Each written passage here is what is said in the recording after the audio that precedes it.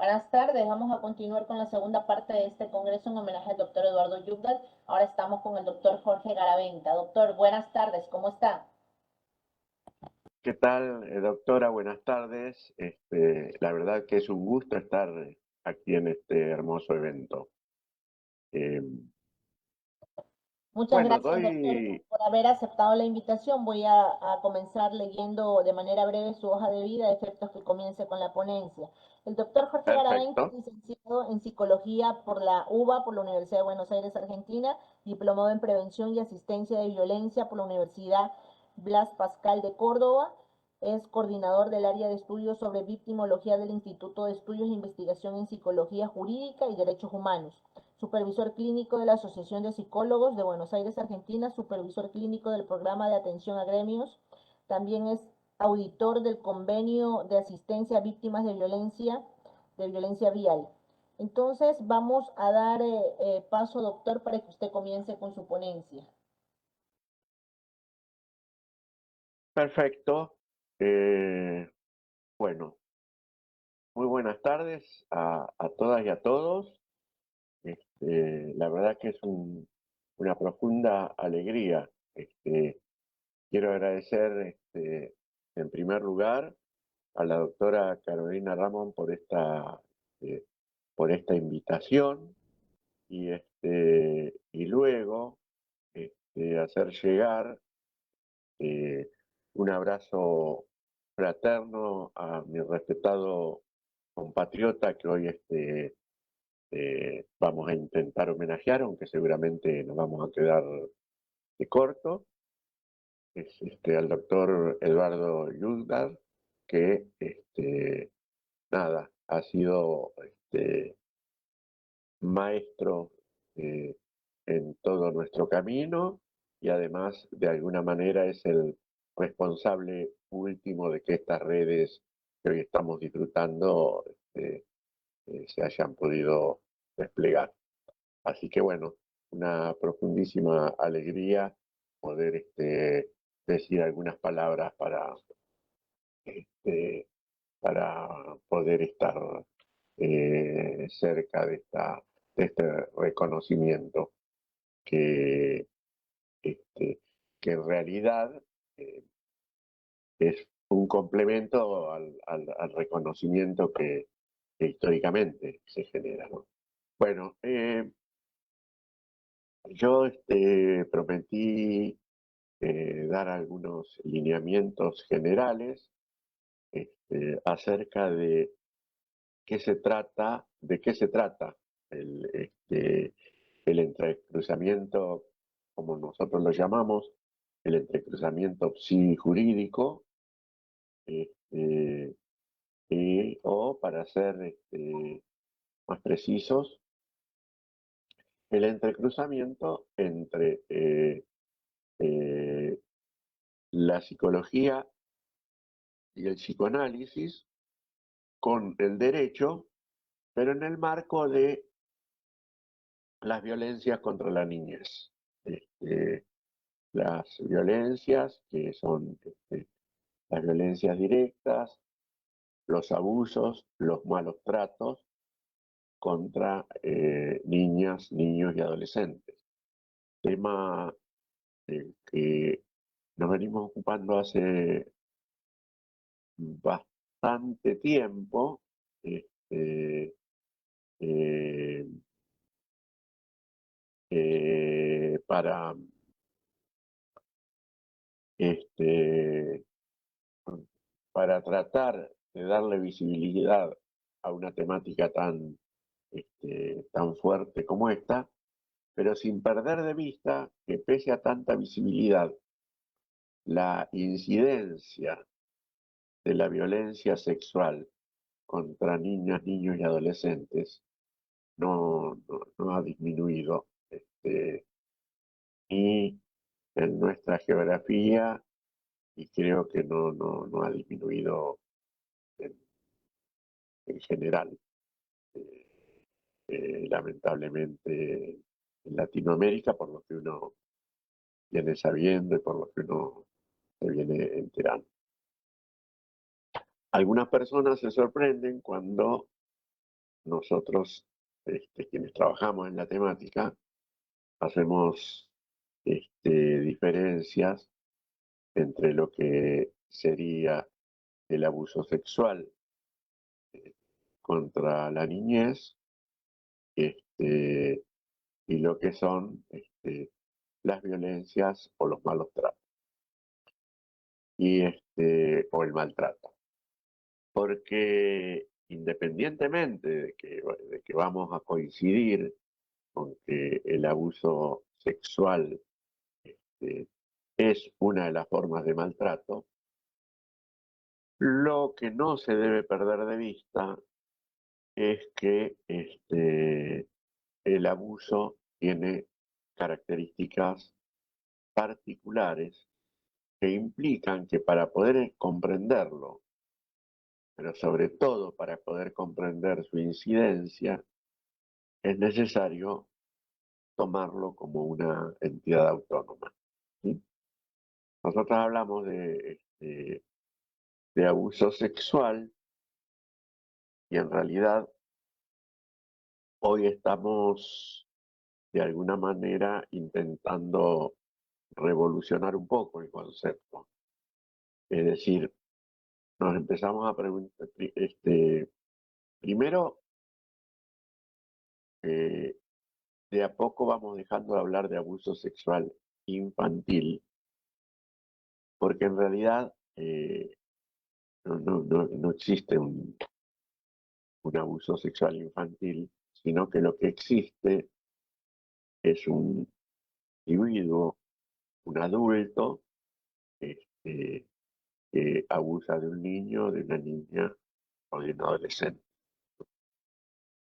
Y la segunda cuestión que nos empezamos a preguntar es si efectivamente nosotros podemos seguir hablando de abuso, porque el abuso implicaría que hay algo que es normal y que en todo caso el abuso sería eso mismo cometido en exceso, ¿no? Entonces, probablemente podamos hablar de abuso sexual de un adulto a otro adulto, porque las relaciones sexuales entre adultos consensuadas, consentidas, este, son o deberían ser normales. Pero no podemos hablar de lo mismo en la niñez, porque en realidad cuando hay un adulto que es el perpetrador, eh, no hay ninguna posibilidad de que el niño o la niña consientan. Y así fuera un consentimiento, ese consentimiento lo saben los abogados mejor que nosotros los psicólogos, ese consentimiento no tiene ningún tipo de validez, habida cuenta de que eh, madurativamente, esto lo establecemos nosotros, y legalmente, esto lo establece la justicia, eh, los niños no están en condiciones de consentir con libertad porque no han llegado a la madurez eh, intelectual, ni, este, cognitiva, ni psicosexual, digamos. Si bien hay una madurez relativa, hay una madurez que, pero en realidad en este sentido creo que este, estamos de acuerdo en toda la geografía latinoamericana que cuando un adulto eh, tiene relaciones con un niño, relaciones sexuales, actividades sexuales con un niño, esto es un delito. Y es un delito penado y ahí es donde empieza una de las partes más difíciles del entrecruzamiento jurídico porque implica la cuestión de que por cuestiones ajenas a su voluntad y a su ejercicio, se empieza eh, a judicializar la vida de ese niño. Empieza a ocurrir lo que nosotros llamamos tener la marca de lo judicial.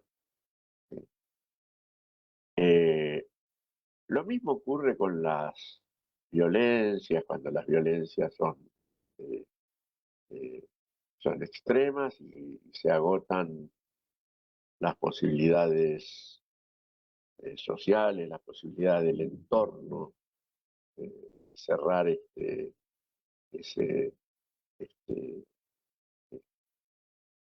ese proceso. En esos casos tampoco queda más remedio que eh, acudir a la justicia, ¿no? Eh, a la justicia en general, guiado o acompañado por un adulto responsable. El tema es cuando justamente algunos de esos adultos responsables son los causantes tanto de las violencias como de los abusos que este niño o esta niña está sufriendo. Y ahí nos encontramos con que hay otras eh, personas, otras instituciones que serían las que tendrían que intervenir. Eh, y en ese sentido hay una concepción social abarcativa, es aquella que establece que todo adulto tiene responsabilidad en el cuidado de la niñez, ¿sí? Que todo adulto tiene la responsabilidad de que un niño, una niña no estén sufriendo ningún tipo de delito.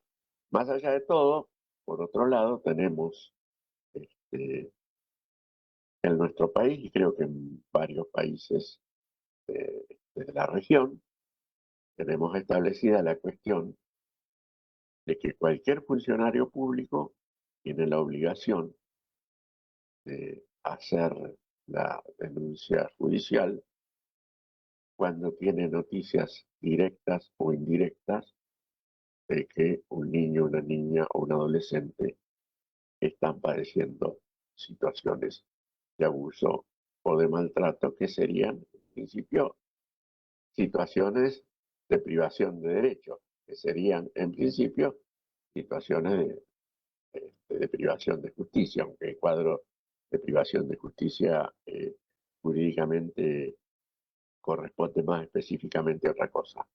Pero lo planteo en este sentido para que se entienda un poco más a qué me estoy refiriendo. Eh, si bien en la justicia hay muchísima este, menos causas por violencia física que por violencia sexual, este, no se puede perder de vista la importancia de la violencia física que padecen los niños, las niñas,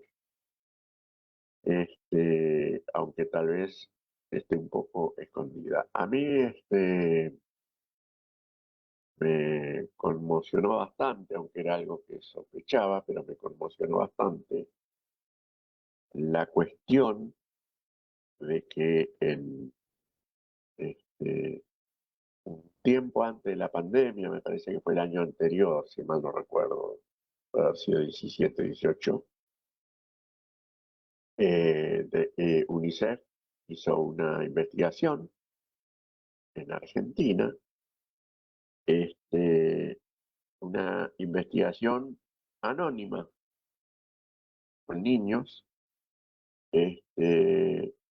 Y la conclusión fue bastante preocupante, digamos, porque la pregunta era si estaban recibiendo o habían recibido algún tipo de violencia por parte de los adultos responsables, y para nuestro dolor, este, para nuestra preocupación, un porcentaje bastante superior, eh, eh, creo que cercano al 50%, no recuerdo si hacia arriba o hacia abajo, de cualquier manera es una barbaridad, habían recibido maltrato o violencia en el seno del hogar.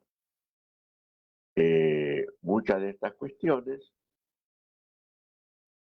no salen a la luz, por lo tanto, eh, los niños, las niñas quedan desprotegidas, van creciendo en ese clima, y creo que este, luego no deberíamos asombrarnos de cuando en los ámbitos judiciales o en lo social, a través de los medios, empezamos a visualizar la cantidad de individuos en ejercicio de violencia que nos lleva a preguntarnos qué es lo que pasa en la sociedad. Y lo que pasa en la sociedad es esto, es que hay un sector muy importante de esta sociedad que maltrata a las niñeces, y que eso no tiene la trascendencia que debería tener. Yo tengo un, este, una tesis, una teoría, quieren llamarlo, este, que deviene en una afirmación que tiene que ver con lo que yo llamo el mito del abusador abusado. Este, Perdón, esta es la segunda parte, vamos a la primera parte. Porque en principio quiero terminar con la cuestión del maltrato. Entonces, hay una de las afirmaciones que vengo sosteniendo desde hace años, que tiene que ver con la vigencia de la educación golpeadora. ¿De qué hablo cuando hablo de la vigencia de la educación golpeadora? De lo siguiente.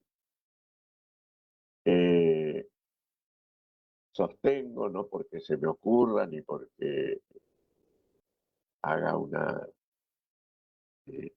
observación de dichos ajenos, sino que a través de, de observaciones directas de la clínica, de intercambios, de intervenciones institucionales, he logrado establecer que hay un cambio en relación a la violencia contra niños y niñas. Esta violencia durante muchísimo tiempo era una violencia legitimada. Durante muchos años a nadie se le ocurría cuestionar a un padre o una madre que le levantara la mano a sus hijos, ¿sí? Era parte de la educación. Y de hecho, la escuela también utilizaba algún tipo de violencia como un método de educación, como un método disciplinario. Este, bueno, con el tiempo, quien primero empezó a cuestionar esto fue la, la propia educación.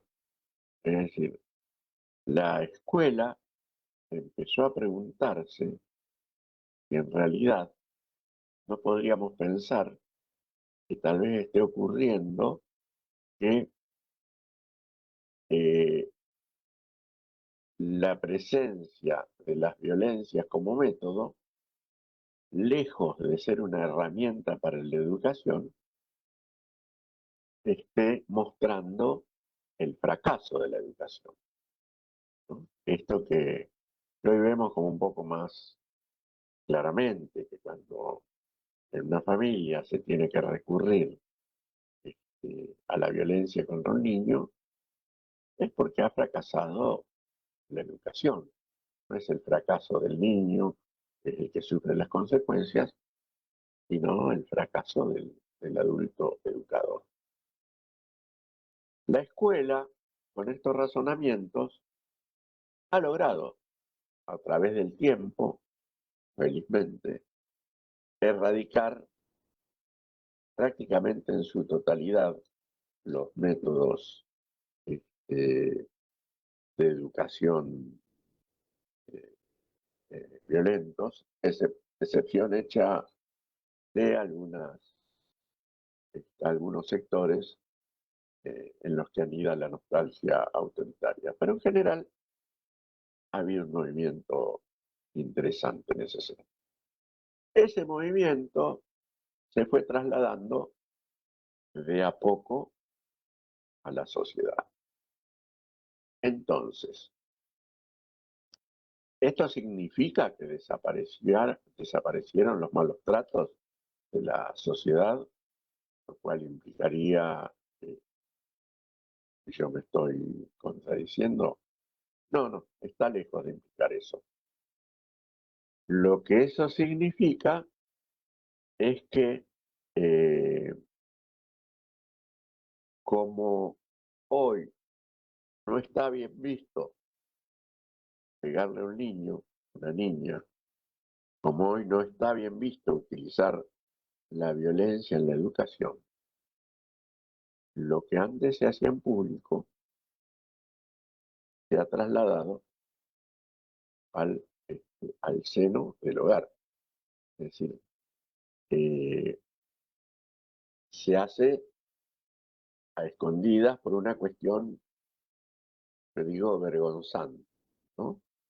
Es decir, la diferencia entre lo vergonzoso y lo vergonzante es que lo vergonzoso es aquello que nos da vergüenza efectivamente, auténticamente. Mientras que lo vergonzante es aquello que no queremos mostrar porque sabemos que no se hace y nos daría vergüenza que el otro lo viera, pero no este, pegarle al niño que debería ser lo que nos debería dar vergüenza. Esta es la vigencia de la educación golpeadora. Yo creo que hay un sector de la sociedad importante que la sigue practicando.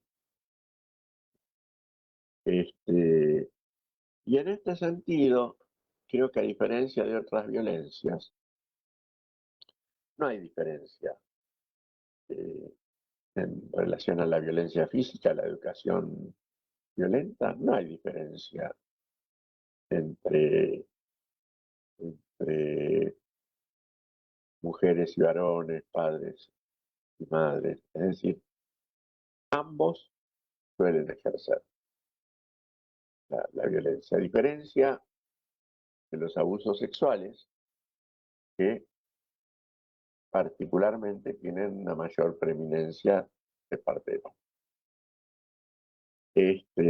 Entonces, esto nos ha llevado a algo que sí debería avergonzarnos, este, pero que circula normalmente, que es que la, la violencia contra los niños y las niñas, la violencia física contra los niños y las niñas, debió ser incluido, por lo menos en nuestro país, en el Código Civil y en el Código Penal. Y creo que es tremendo. En un país que desde el año 89 es tributario del Consejo, del Convenio Internacional, de la Convención Internacional por los Derechos de la Niñez, este, convención que está en la Constitución Nacional, que está en la Constitución de la Ciudad Autónoma de Buenos Aires, este, pero sin embargo, hemos debido, mal que nos pese a algunos, hemos debido incluirlo dentro de este código. Lo cual no implica por ahora que solucione este, tanto, porque como le decía antes, eh, muchísimo más el maltrato que, que, la, que las denuncias. Esto trae otra cuestión que está directamente relacionado con el entrecruzamiento judicial. Lo que esto trae es la cuestión de las secuelas, ¿no? Porque lo primero que tenemos que preguntarnos es ¿de dónde surge una personalidad golpeadora, una personalidad violenta? En general son efectos sociales. Por ejemplo, vamos a hablar más allá de padres y madres de los que hablábamos antes. Vamos a hablar de otras situaciones de violencias extremas en lo social. Cuando aparecen situaciones así muy extremas de violencia hacia la niñez, que trascienden porque el niño fue asesinado, porque el niño fue violado, porque fue golpeado, y esto ha trascendido porque a los medios hegemónicos les interesó y a partir de ahí hicieron poco y lo mostraron. Cuando esto ocurre, empiezan a aparecer voces sociales inmediatamente pidiendo las peores penas este, para los violentos, ¿no? Esta cuestión de que se pudran en la cárcel, que los maten a ellos, que vayan a la cárcel para toda la vida, pero que además sufran mucho, que sean condenados a cadena perpetua y no salgan nunca más de ahí, etcétera, etcétera, etcétera. Y todas las formas que ustedes como abogados conocen más que yo, todas las formas del punitivismo, ¿no es cierto? Este, con el que algunos estarán de acuerdo y otros no, pero en realidad, más allá de que yo no soy punitivista por excelencia, a mí me parece que la pena es pena, incluye una enseñanza y una posibilidad de reversión de conducta, si no es otra cosa, ¿sí? Pero no es el tema eh, que yo vengo a plantear aquí. En todo caso, el tema que vengo a plantear es otro. Es una crítica a lo social. Porque cuando aparecen todos estos temas, lo que nosotros estamos de alguna manera planteándonos este, es que en realidad a esos individuos que cometen violencia extrema en lo social, la justicia los tiene que apartar de la sociedad. ¿Por qué?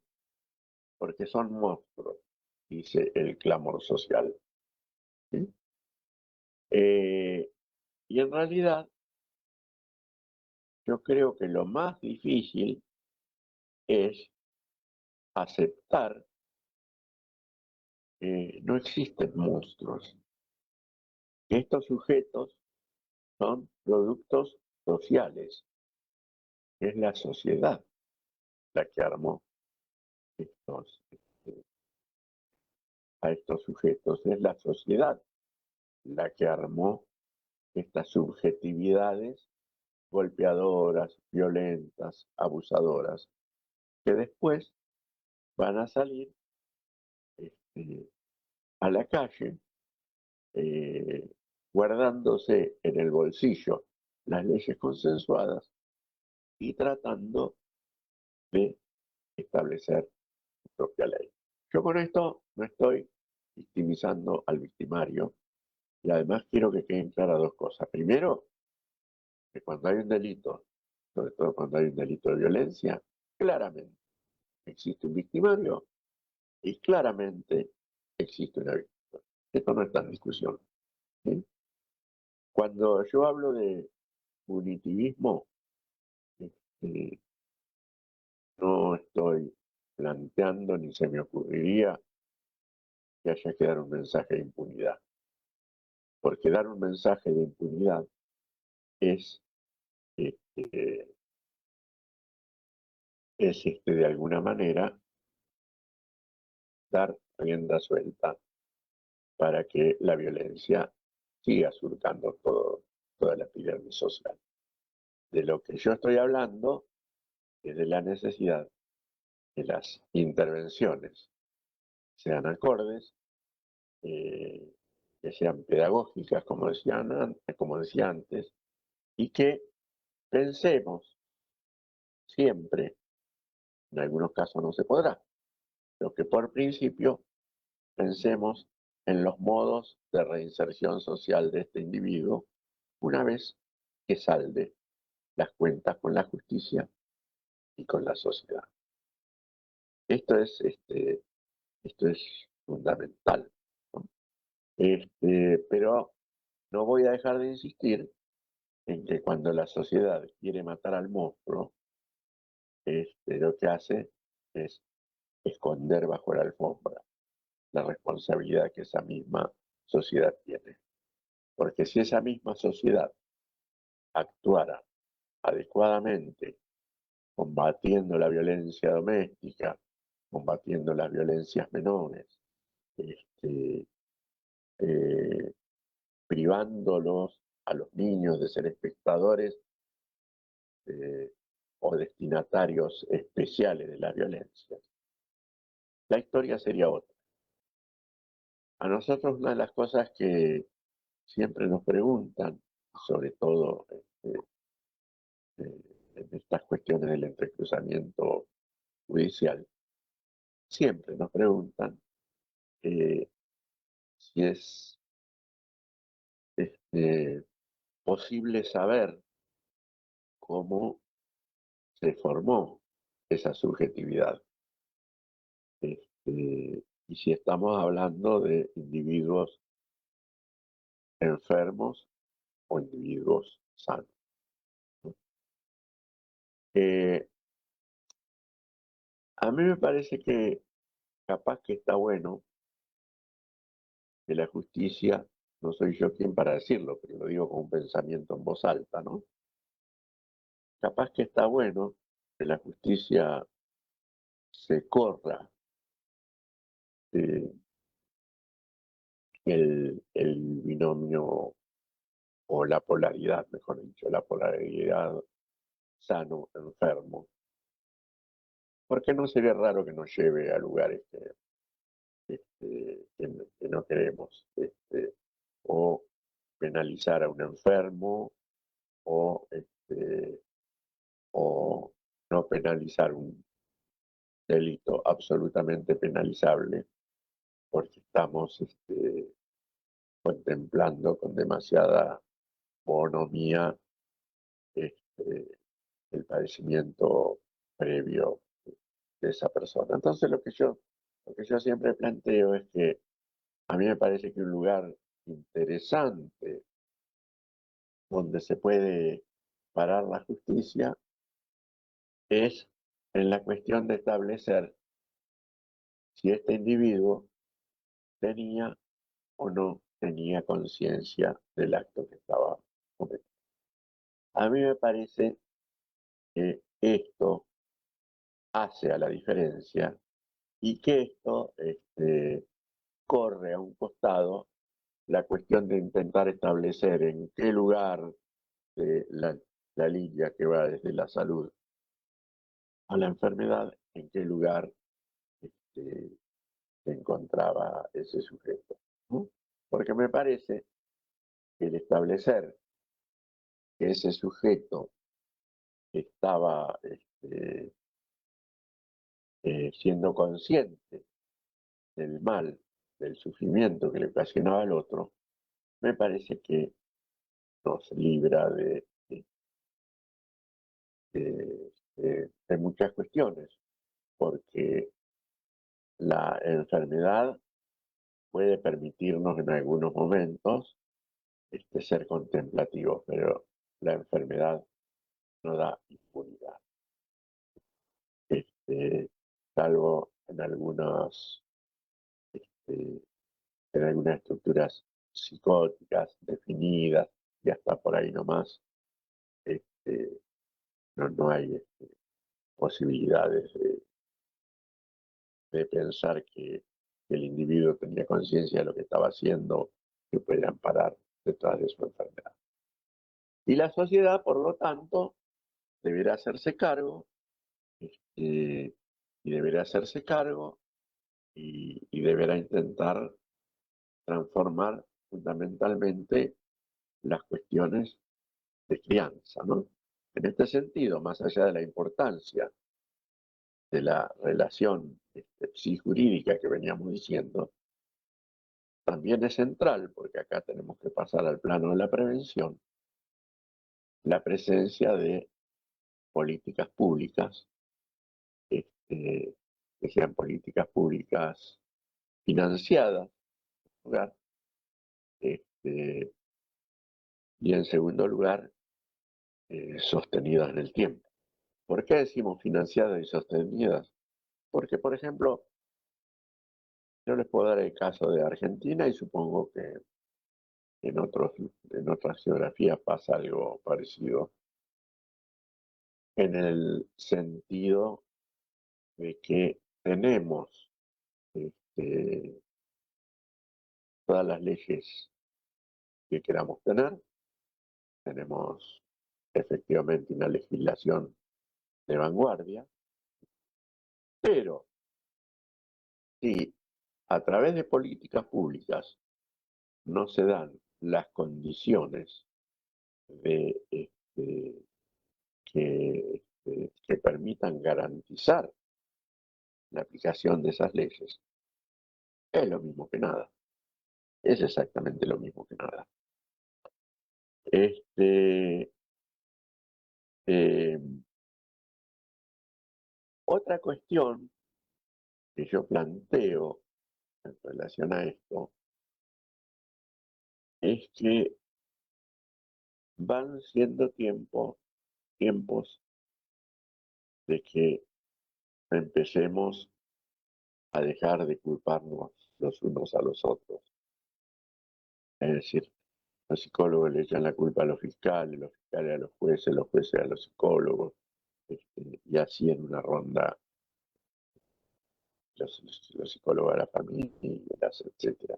Y así en una ronda que nunca este, termina de cortarse. Entonces lo que yo planteo es que es necesario en estos casos espacios como este que hoy estamos planteándonos, ¿no? En realidad la forma de la convocatoria de la temática eh, sobrepasaba mi capacidad de definirme sobre ese tema, por eso, de acuerdo a cómo lo consensuamos con la organizadora, el desarrollo sería este, ¿no? Pero creo que es necesario que de manera interdisciplinaria empecemos a preguntarnos cuáles son los huecos por los cuales se nos está escapando la, la madeja, ¿no? ¿Por qué ocurre esta cuestión de que pese a tanta intervención y a tanta visibilización, seguimos con esta cuestión? Eh, hay dos cositas más que quiero ir planteando y me parece que va a estar bueno ver si abrimos a, no tanto a preguntas, sino a la opinión de otras personas, ¿no? Eh,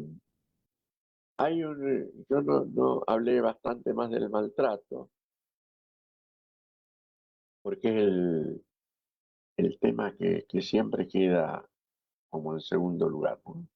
Aparece rápidamente la cuestión del abuso y el maltrato queda postergado. Por eso hoy preferí darle más escenario a ese tema. Pero hay una cuestión que sí quería señalar, este, es que hay un, un tipo de abuso sexual que es tan grave como frecuente y que se da en todas las geografías, que es el incesto, sobre todo el incesto paterno filial. Nosotros hace tiempo ya, quienes trabajamos en estas temáticas, que venimos planteando la necesidad de que el incesto, y sobre todo el incesto paterno filial, tenga características jurídicas autónomas y que tenga temas específicas, que no sea solamente un agravante, sino que tenga penas específicas, que tenga autonomía en lo jurídico, permitiría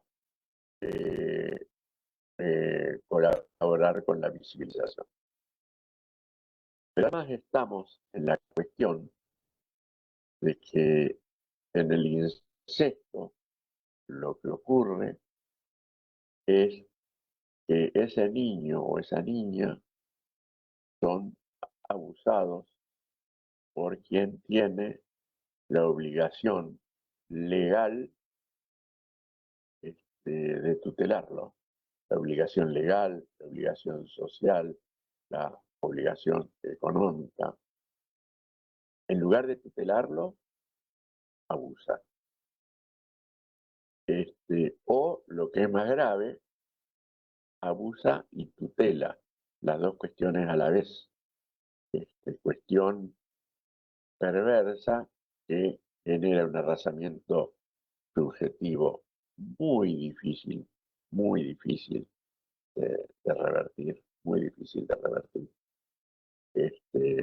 Porque ustedes imagínense este, la situación de que aquel que te tiene que proteger es el que te está haciendo daño.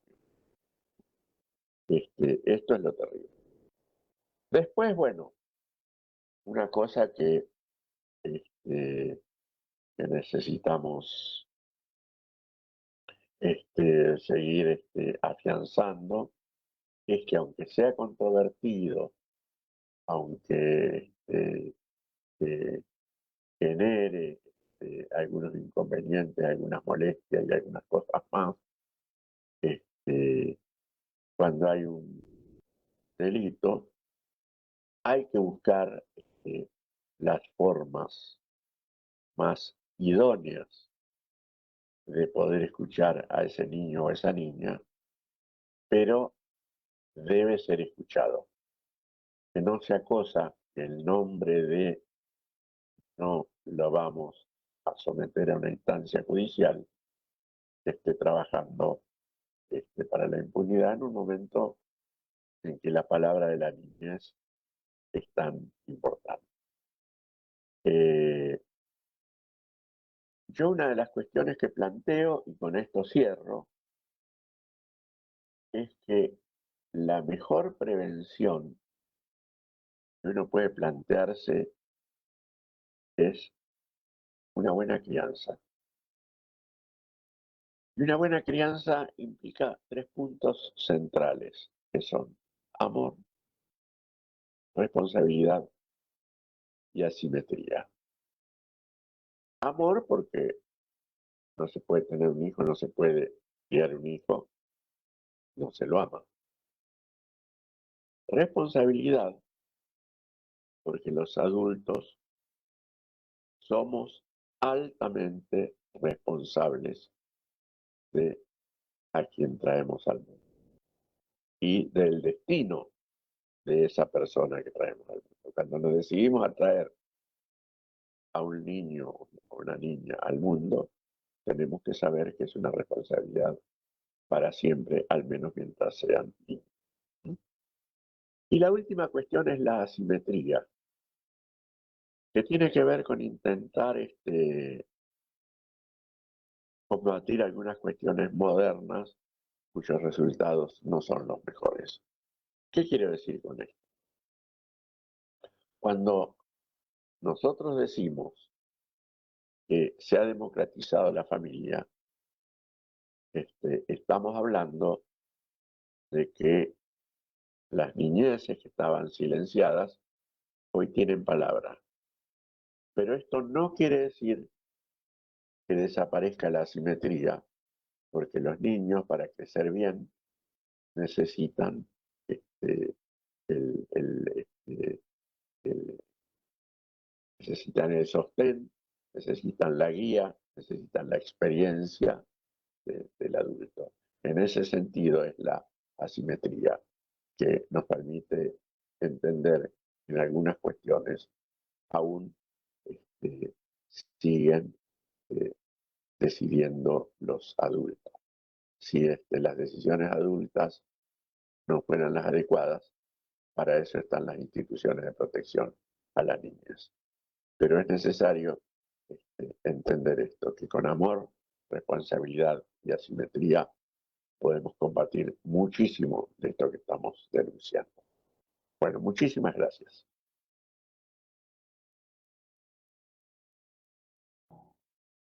Muchas gracias, doctor. Excelente su ponencia.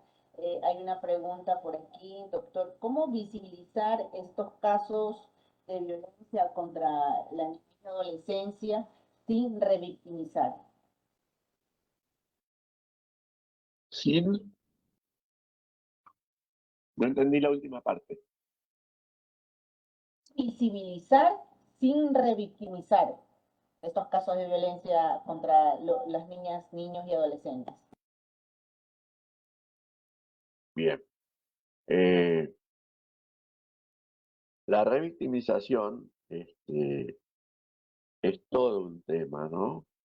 Pero hay que tener en cuenta que hay una porción de revictimización que es inevitable porque este, insisto que con la palabra inevitablemente el niño va a tener que transitar las controversias judiciales, que lo haremos mucho más suavemente, intentaremos establecer el mecanismo de cámara Gesell este, o mecanismos similares que impidan que ese niño o esa niña esté eh, frente a todo el conjunto de adultos que están ahí para ayudarlo. o para desmentirlo, depende del rol que estén cumpliendo, ¿no? Esto por un lado, pero por otro lado, hay otras cuestiones que ayudan. Yo estoy hablando siempre del entrecruzamiento judicial, ¿no? Hay otras cuestiones que pueden ayudar muchísimo, que es la cuestión de establecer con los niños este, entrevistas y no interrogatorios, ¿sí? Entrevistas que pueden estar a cargo de un profesional especializado. Lo ideal sería en cámara Gesell, pero bueno, puede, un profesional especializado que no interrogue, no pregunte directamente, sino que vaya creando las condiciones para que ese niño o esa niña puedan plantear sin presiones, puedan hablar sin presiones de aquello que han padecido. En algunos momentos seguramente no va a quedar más remedio que alguna intervención directa, pero esta no debe ser la norma.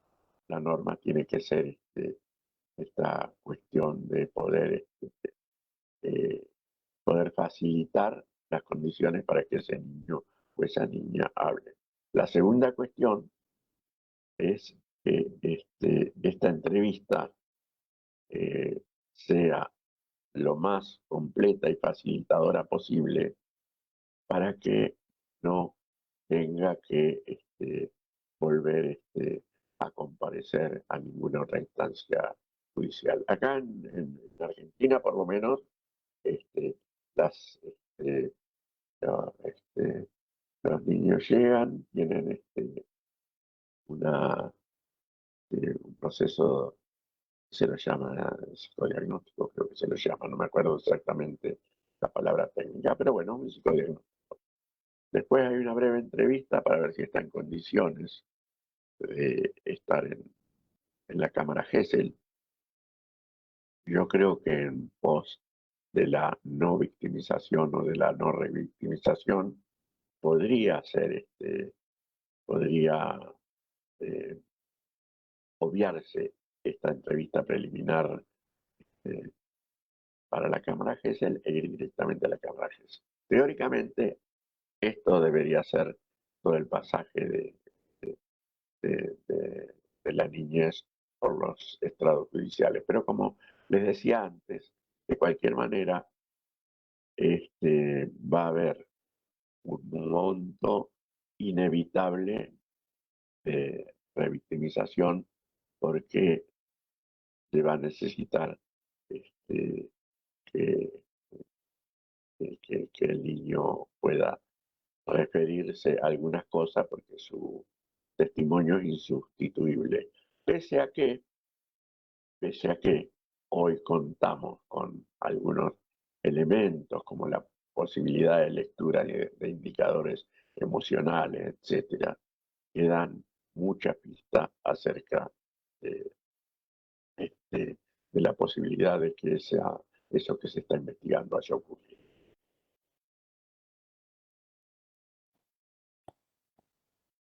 Gracias, doctor. Otra pregunta. ¿Cuál sería el protocolo a seguir adecuado para esta entrevista en la Cámara de Helsinki? No se escuchó. ¿Cuál sería el protocolo adecuado para seguir para realizar la entrevista en la Cámara de Helsinki?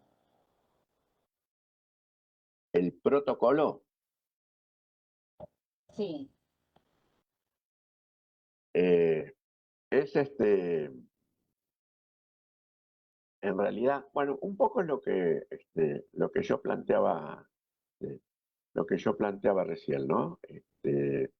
La, eh, lo que establecen los protocolos es, en primera instancia, eh, una entrevista breve, que en algunos juzgados se hace el mismo día que la Cámara Gesell, entrevista breve para establecer si el niño está en condiciones psíquicas de afrontar la Cámara Gesell. Esto lo establece el protocolo. Yo insisto en que podría obviarse eso. Y después hay un pasaje a la cámara Gesell. Lo fundamental de la cámara Gesell es que tiene que ser un espacio vidriado, donde no se vea desde ahí hacia afuera, o de lo contrario un circuito de audio y video, ¿no? Que el niño o la niña esté informado que va a ser visto o escuchado, ¿no? Que dentro del recinto de la cámara Gesell esté únicamente el profesional designado para la entrevista, que en los casos de niños pequeños, supongamos hasta 3, 4 años, puedan ser acompañados por sus madres o adultos responsables, madre, padre, adulto responsable, depende de la situación, ¿sí? Y básicamente que no haya que no haya una insistencia en la pregunta directa, sino en ir facilitando para que sea el niño el que exprese. Después, tanto fiscal como jueces como abogados pueden hacer llegar las preguntas en un momento, ya sea a través de un auricular o la persona que está haciendo la entrevista puede salir un momento, recoger las inquietudes, volver y si lo considera adecuado, buscar las formas de transmitir algo de las inquietudes de quienes estaban afuera escuchando. Eso es a gran rasgos. Informes de parte, informes de oficial. Muchas gracias, doctor Jorge. Excelente su ponencia. Muchas gracias por haber aceptado la invitación y vamos a continuar con el programa.